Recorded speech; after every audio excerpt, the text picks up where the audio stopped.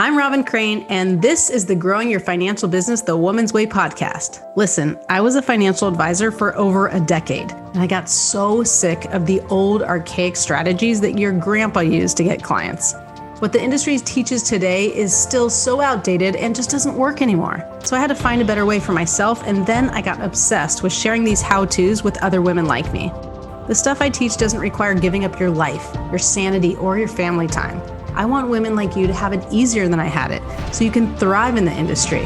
I've now helped thousands of women grow their financial businesses to multiple six figures, some even seven figures per year. So on this podcast, you're going to get an inside look at how they did it so you can do it too. Let's dive into the show. Welcome back.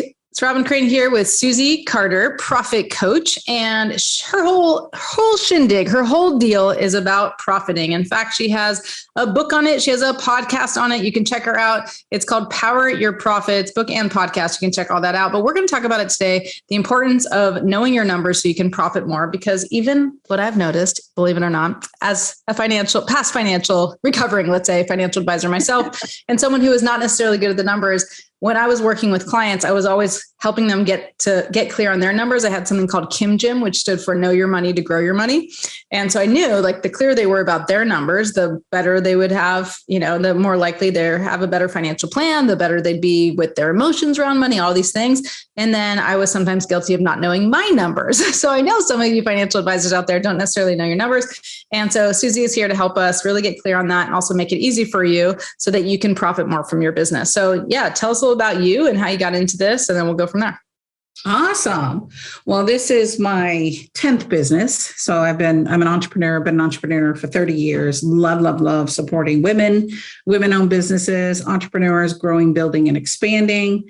I've built two $10 million companies, sold my last business for $10 million to Ritker's Publishing. And my passion is helping entrepreneurs. Like, how do you build a 7-8 figure business, right? If I look at, Robyn, the market, 88% of small businesses do less than 100 grand a year, and that's all industries. Only 1.7% hit that $1 million mark. And that's a tragedy to me because it doesn't have to be hard. It has to be systemic, right? Follow the system. We know that in so many other areas, but for some reason, especially for women, we want to stick our head in the sand around money.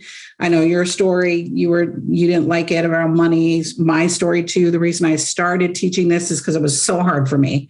But I'm like, I've got to teach people a better way to do this. And so that's my purpose and passion now, right? And if I look at the book, Power Your Profit, that's my journey from bootstrapping a business to raising money, other people's money, taking a company public, right? So there's a whole gamut of how do you bootstrap to big time? How do you really take that, monetize it, and live our dream? Because we want to live a dream at the end of the day. Nobody wants to own a job. But if you look at those statistics, 88% of small businesses own a job, right? You can go get a job and make more than 100 grand a year if you're really the expert in what you're doing. So I want to teach people how to get freedom, how to really grow a sustainable business, how to scale it, and start making that back of the head money. Back of the head money. I like that. It's like it's so good. You got to hit the back of your head. So so you said you sold two businesses for over 10 million? Sold one business for 10 million, two $10 million businesses, and one you still have? This one is $1 million business that I have now. The previous one was another training and development company. That company we took public. That was an interesting journey. I don't necessarily know if I recommend that. Let's go back to profit for a second, because I'm curious too, because so much we're always taught to grow, right? And I remember when I first became a financial advisor, and I was a singer-songwriter before. So my first goal was to make $60,000 a year, which for me at 29 years old was huge. And it was like, they looked at me like I was crazy, because that's like such lack of ambition to want to make only 60 grand a year. But for me as a singer-songwriter, if I could make 30 grand, I was rolling in it. So 60 grand was really back of the head money for me. And so there's always this push of like revenue. And of course, the firms, the bigger companies, especially when there's this whole payout situation, like most advisors are getting a haircut, because the company's taking this, they have a certain payout and all that. So it's like they want you to make a lot of money and a lot of high revenue. But what we sometimes forget about is that profit. And so I'm curious, with your background with big companies and even going public, how did you find that you were making more money and there was a higher profit there, or you were just spending more money and you still made the same amount as you do with $1 million business? Right. I'm just laughing. So right? Profit is really planned for. My hardest lesson is I had $1 million salon and spa. I came from the beauty industry. And that year that we hit 1 million, we were in every trade magazine, won all the awards, every accolade. We were the shit. And then we lost $70,000 that year. Like, what the hell? I could go work at McDonald's and make more money than I'm making in this $1 million business. And that day I just vowed to look at it. It's not enough just to have 1 million on the top line. You've got to pay yourself a proper paycheck. Right? Meaning, what would you be paid if you were running that job? And then what's your profit? Minimal acceptable is 10%. Right? So every year when I'm putting my plan together, my goal is 30% profit margin. So I'm basing my sales projections on my profit, not just on the top line. Right? Yeah. Making sure that I'm being paid what I'm worth, making sure that my team's being paid what they're worth, making sure that it's incentivized so that I'm not the one only taking the haircut, right? When sales dip or sales drop, you're going to take the haircut, I'm going to take the haircut, right? The amazing thing about being an entrepreneur is we do really get to create it, right? We get to invent it, create it, make it happen. And so 10% minimal acceptable, right? In order to grow your business. And that's after everything is paid, even your paycheck is paid. Because a lot of people go, oh, I have 20% profit. I'm like, well, what was your paycheck? Right. Well, I don't really pay myself. Okay, so it's not profit, right? It's not profit. This is real profit. And then people are like, I don't want profit because then, I have to pay taxes. Taxes, right? Not necessarily. You're going to pay your taxes anyways. Like, let's be strategic about your taxes. That's where your guys' business comes in, right? We refer to, clients to people just like yourself or people that you serve. It's not my area of expertise. I'm going to show you how to make the money, leverage the money. I'll share my wealth strategies, but you've got to have a team of financial people around you. Right. I have a CPA, a bookkeeper, 2 financial advisors, and, a tax accountant, a tax strategist, or you look at 6 people who are helping me build my wealth. So it's important that you have the right team around you and don't settle. Find the right team that you feel comfortable with. I remember starting this conversation, I would meet with a financial advisor, my eyes would get wide, like that's going to help me listen more. Right. I have no idea what you're saying. It sounds like Charlie Brown's teacher. Right. Yeah, and a lot of people get overwhelmed by that. And again, like I think most advisors, and I think this is most entrepreneurs, because I'm in big circles with super successful people, like entrepreneurs and masterminds. And like, I think everyone has a part of the imposter syndrome, which is why it's coined, like the imposter syndrome. I swear it wasn't like, didn't have a name back then when I used to think I'm a fraud, but now it's like the imposter syndrome. Everyone knows about the imposter syndrome, and no matter how successful you are, we all kind of have it, right? There's always a part of us that have a little bit of that, like, how did I get here? And am I really good enough to be here? But I think like a lot of advisors that I meet, even if they're having a successful business, they feel like they're not there. They haven't arrived. They're not good enough. They're not wealthy enough. They're not blank, insert whatever enough. Right.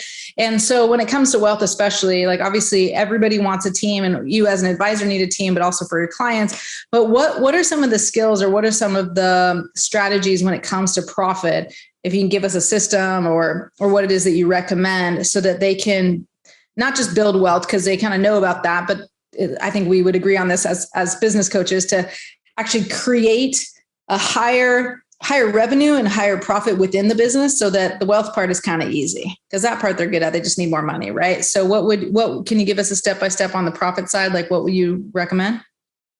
Well, people always want to get to like too big, but you have to get really small. Like, what is that budget? Your personal budget, your business budget, and that growth plan. Right. So when I look at that, 9 times out of 10, I'll ask someone if they have a plan, and they're like, I have a plan. Okay, let me see the plan. Well, it's in my head. Okay, well, that's not a plan. That's an idea. So the first thing you want to do is get really clear. Everything works down to a formula. When I think about business, Robyn, I think about this combination lock. Remember these from school? Mm-hmm. So I have a combination lock, one little tick off, and this guy would not open, right? So you could have what your investment strategy is, but if your marketing strategy isn't attracting that ideal qualified client, you can market all day long. You're just throwing money out the window. So one little tick off, this won't open. So it's looking at your sales, your marketing, your operations, and your finance. Sales boils down to who is that ideal qualified client. And as a service provider, I have to look at how many clients do I need to talk to get one qualified lead, right? One qualified lead coming into the business. We know live, right? When you do old school networking, it's 10-1, 10 conversations to one sale. Online, it's 20-1. You have 20 people coming on your list to get one qualified person. Now that doesn't say not a client. You're talking about a qualified lead. Qualified lead. Mm-hmm. Now, no one says that qualified lead is ready to move their assets or start building their assets, or so you have to go, okay, well then if I'm doing 20-1 and that one might not be the one, I got to really double down on how many people I'm seeing.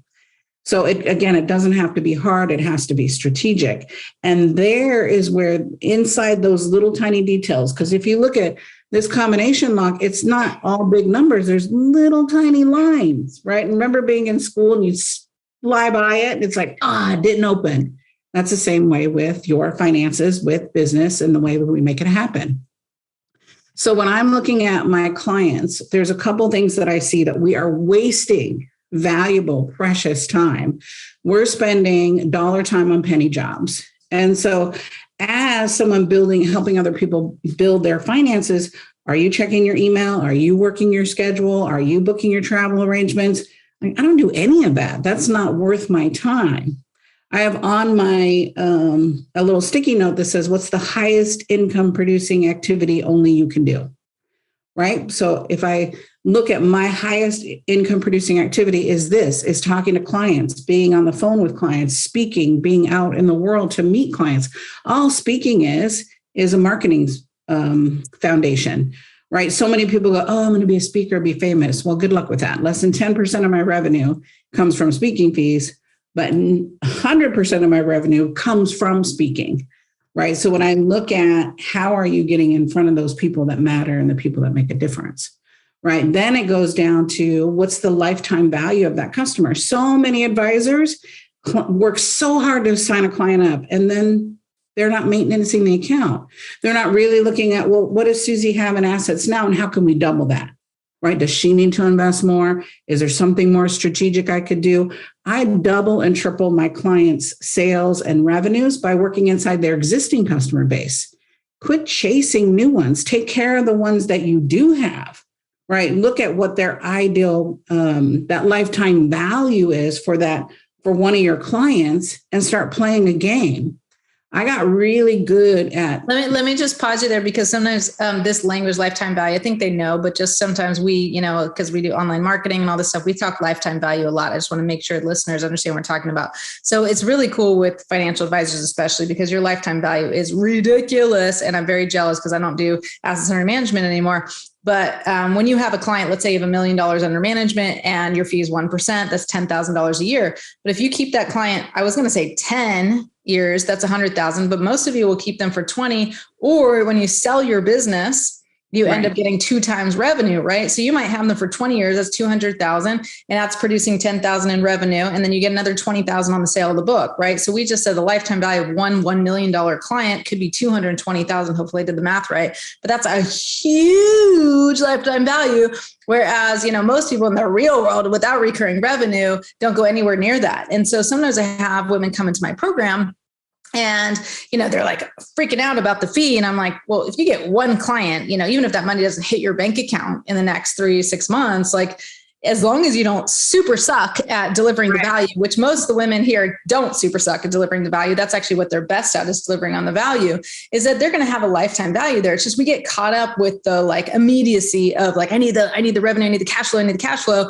But it's like, if you really get the right people, and you said this, and I love that, Susie, is that you get the right people in, have a long long lifetime value and you do the right things with them, which you're usually good at, then you have like ROI on anything. It's so easy to ROI. What I've found is the biggest struggle that a lot of the women who come to me is it's actually that they're great at the deliverable and they're great at, at taking care of the client. Not always good at, like you said, pulling more money out of the book. I would call it pulling more money out of the book, meaning that client needs more services. Like you service them and you tell them what their performance is and all these things, but you don't know how to pull more money out of them. And you forget about it because after a few years, it's just kind of like, yeah, they have 3 other advisors, but you kind of forgot. But that's still, they're decent at that. But what I've noticed is women who come to me, they're really not great at is attracting the right person to begin with. So you said ideal client. That's something I talk about all the time as well, because if you could just start off right with the marketing effort you're putting out there anyway to the right person, and your lifetime value could be even 50 grand, let alone 100 grand, let alone 220,000. Holy crap. Golden. Instead, they just do a numbers game and try to talk to everybody and anybody, especially referrals that aren't necessarily right. So give them a piece on that is just like, what's the how on that? I have a special way of teaching you. I'm sure yours is different, but what's the how in regards to like attracting that ideal client?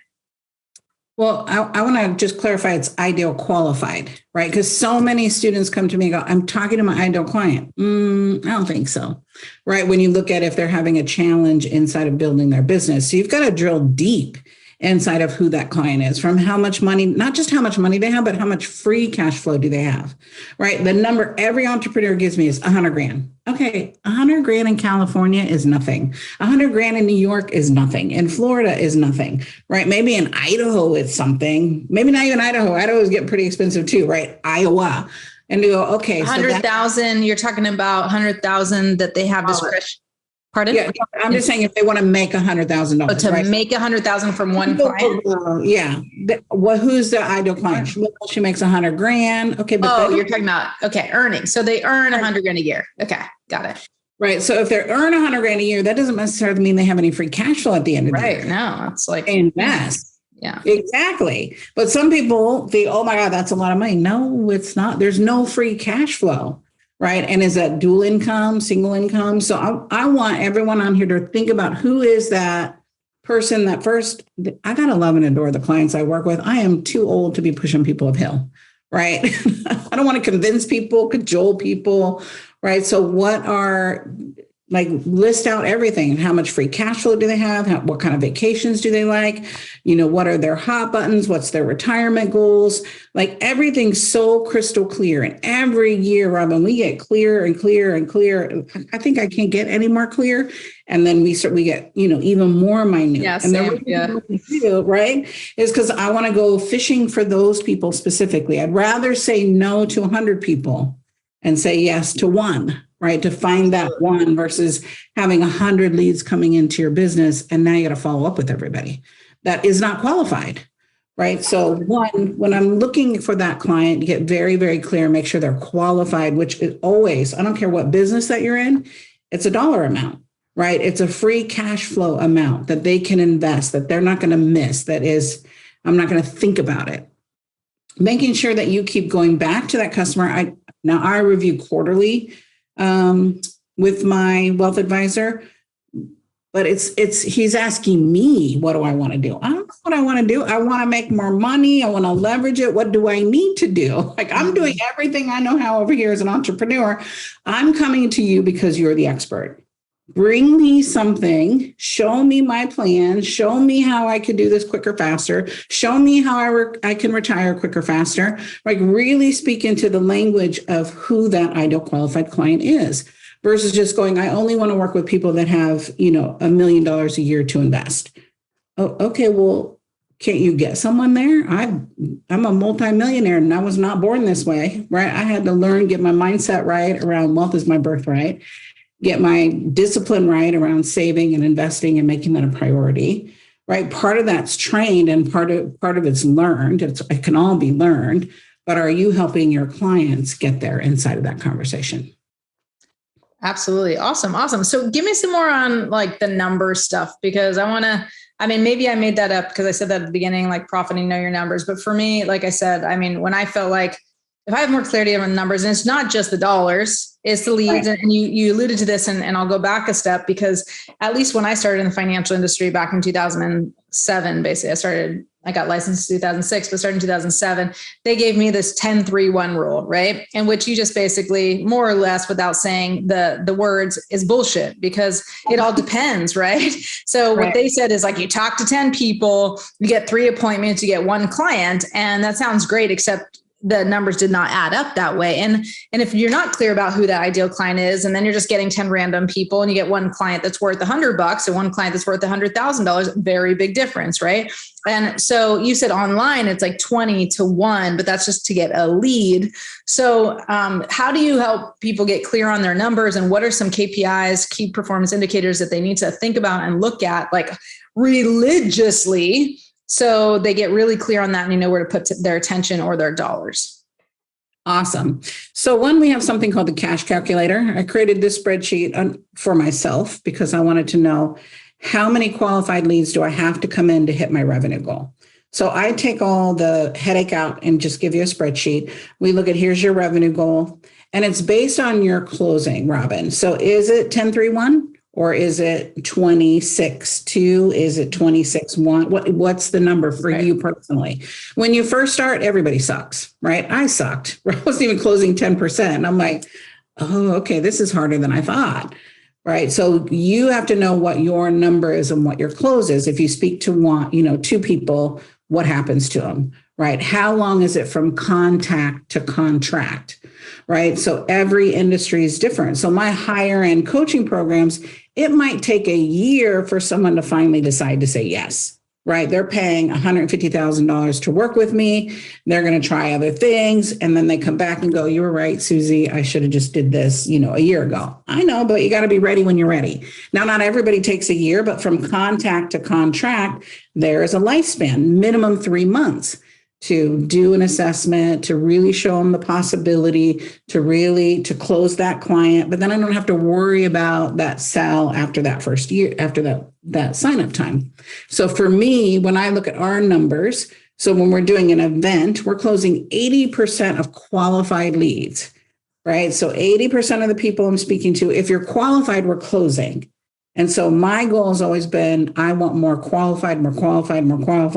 I spend more per lead. So I'm looking at every single day, every single week, every single month, how many qualified leads came into our business. And we can tell that based on the algorithm of things that they do.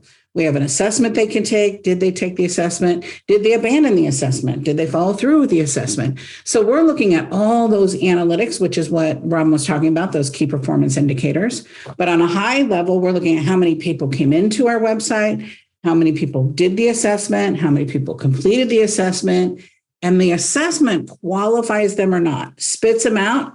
If they're not qualified, they go on to this other journey. If they're qualified, they get to have an appointment with me.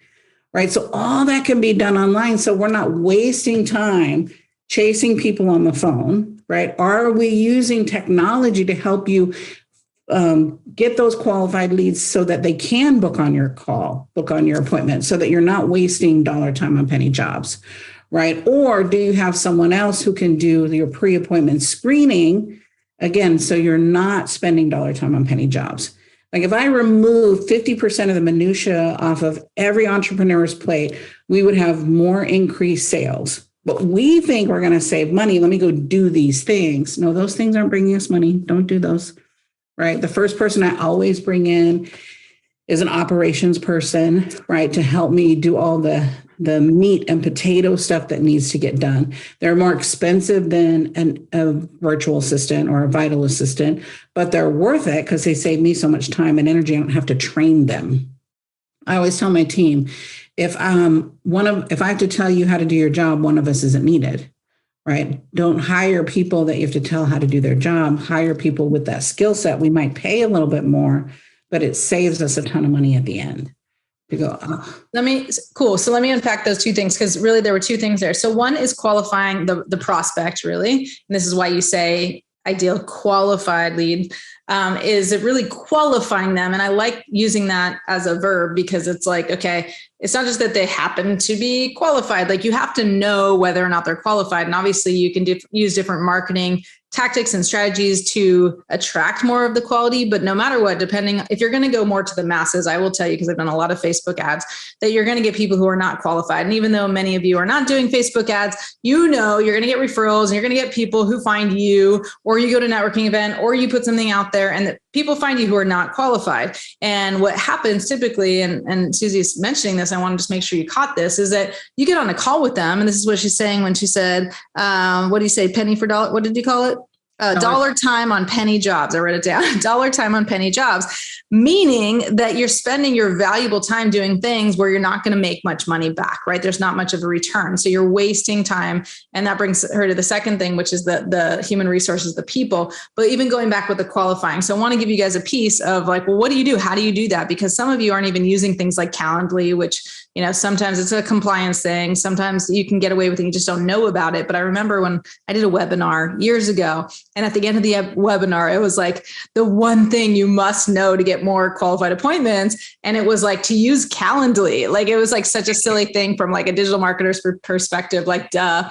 But for advisors, and I'm not saying it's because you're dumb. I'm saying it's because you're not taught these like little things that can make a big difference. But having a calendar app, whether it's Calendly or something else, where you can even survey them before they get an appointment to know if they're qualified or not. And you can even like have someone on your team, like send them a message, sorry, you know, like, or you're going to talk to someone else based on how they answer questions. And there's other things that'll do it automatically. Calendly, you can just kind of see it so you can have your team do it. But that's a way to qualify people. Just survey them, ask them questions before they get on the call. And it's okay to hold that high standard and be like, hey, you get on a call if you reach these certain criteria with me. And if not, no problem. You get on the call with my team. Like people feel bad about that. Like it has to be all fair. If you're not best at helping someone who has $10 as you are with someone with $1 million, it's a waste of their time and yours to get on a call with them. So one, qualify those leads. You have to actually do something to qualify them.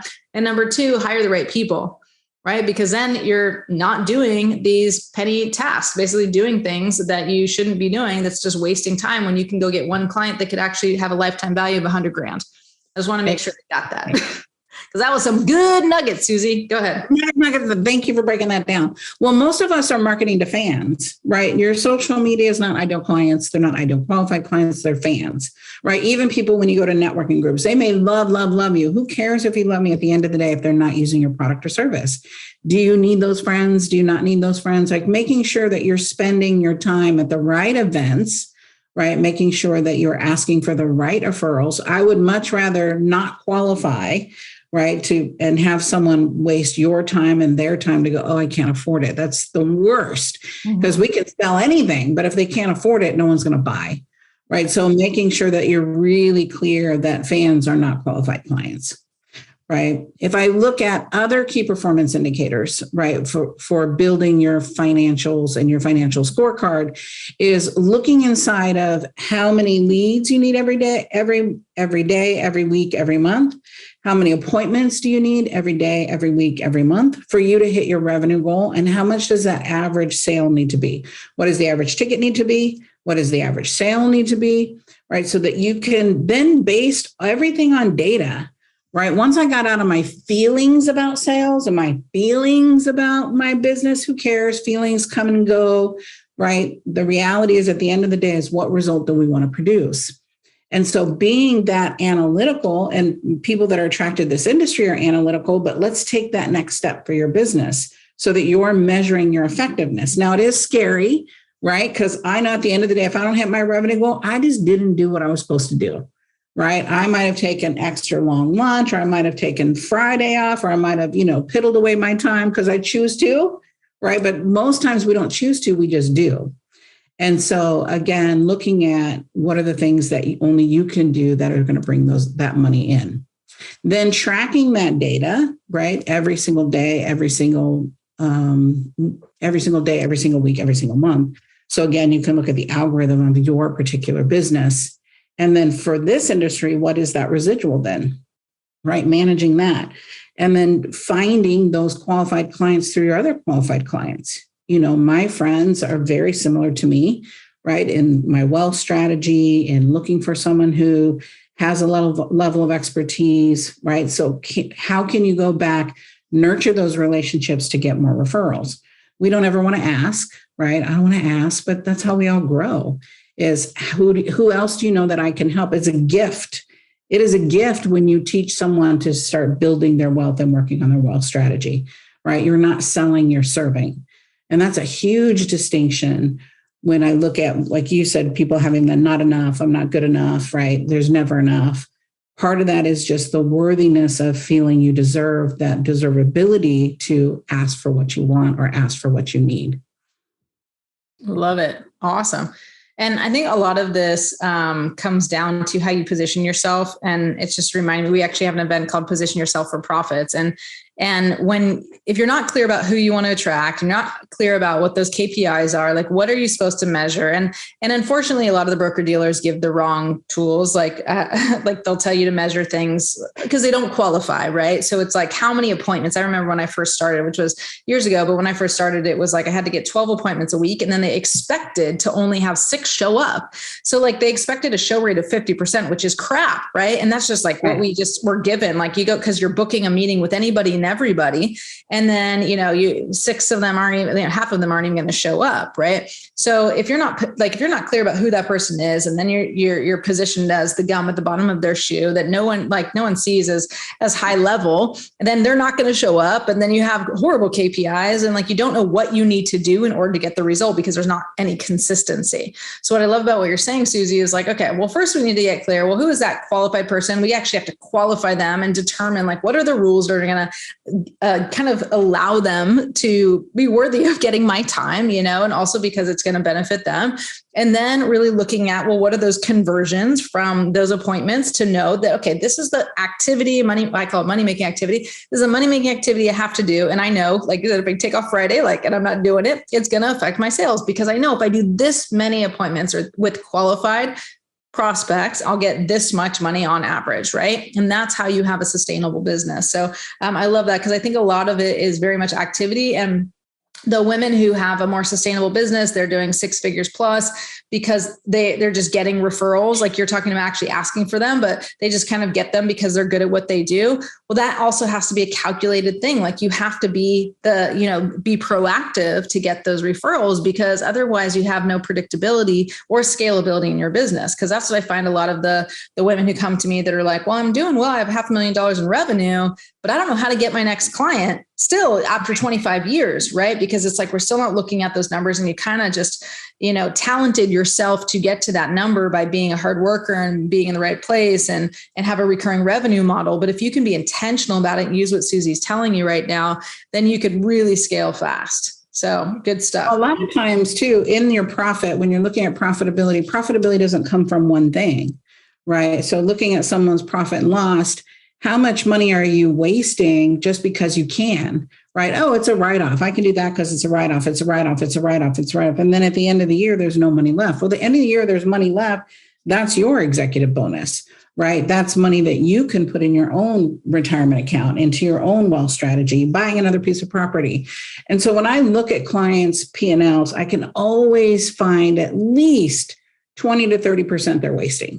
Well, 20 to 30% can be my profitability, can be your profitability, to go, why am I spending this? Does it make sense to spend it, right? You might be doing Google ads, you might be doing social media, but is your social media ROIing? Is there something from it versus who cares that you built more fans, right? If you have somebody else managing your social media, which you should, by the way, right? So it's a great referral source for business. And looking at how do you quantify each one of those? So we look at industry standards, and there's a percentage in that every CPA, every bookkeeper can help you figure out for your industry, your trade. There's a percentage that you should be spending on certain things, right? On team member, what percentage of the gross sales should that be? On advertising, what percentage of the gross sales should that be? Now, with your rules, you might not be able to do advertising, but how else do we do that? Referral gifts, whatever it is that you do. And so start looking at your line items to go, is that really necessary? Right? Especially when you look at the pandemic, a lot of people looked at their P&L and then they just cut everything. Don't cut things that are making you money. right? So you want to look at a really great coach like Robyn is something that will make you money. That's not an expense, right? When I look at our jobs, we're a profit center because we're going to find the money, show you the money, leverage the money, look at it differently, look at how can I do double in half the amount of time. So I'm going to say that there's money all around you. And the money all around you is in the little details, just like this combination lock, your P&L, to look at what am I doing? And if you don't have a P&L, well, you need a P&L because we could be writing things off that you don't even know that we can write off. And so again, more revenue to build my wealth. Love it. Awesome. This is good stuff. Well, tell them where to find you. This has been great. Thank you. So you can find me by my name, Susie, Susie Carder, Card as in dinero, dollar, ER. You can find my website is Susie Carder. All my social is Susie Carder. I'm the profit coach. I would love to support you in looking at where's the money you're leaving on the table. How do we leverage it, monetize it, scale it, grow it, but more importantly, explode it, because wealth is your birthright. Awesome. Awesome. Well, thank you all for joining us, and we'll see you next time on Growing Your Financial Business the Woman's Way. Bye.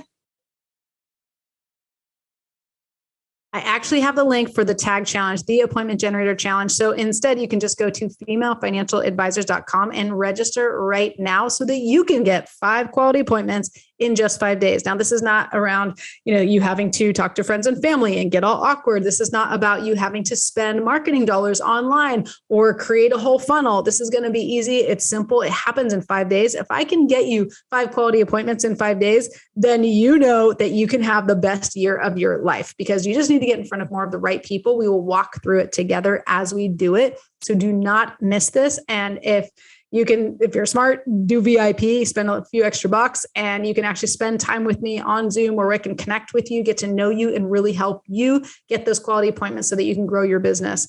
And go ahead again, register at femalefinancialadvisors.com. You'll find it all there. It's coming up very, very soon. So make sure to register, claim your spot, get in on this, get excited about it, block your calendar, because you need to spend about an hour to an hour and a half a day with me on the Thursday, Friday, Monday, Tuesday, Wednesday, so that you can get these results. And it does work. The most appointments I think we got in those 5 days. Someone, I think it was Dana, got 33 appointments. So you could be my best student and go well beyond the 5 quality appointments. Go to 10, go to 15, go to 20, and set yourself up for the best year ever. Can't wait to see you at the Tag Challenge. See you there. Thank you again for listening to Growing Your Financial Business the Woman's Way.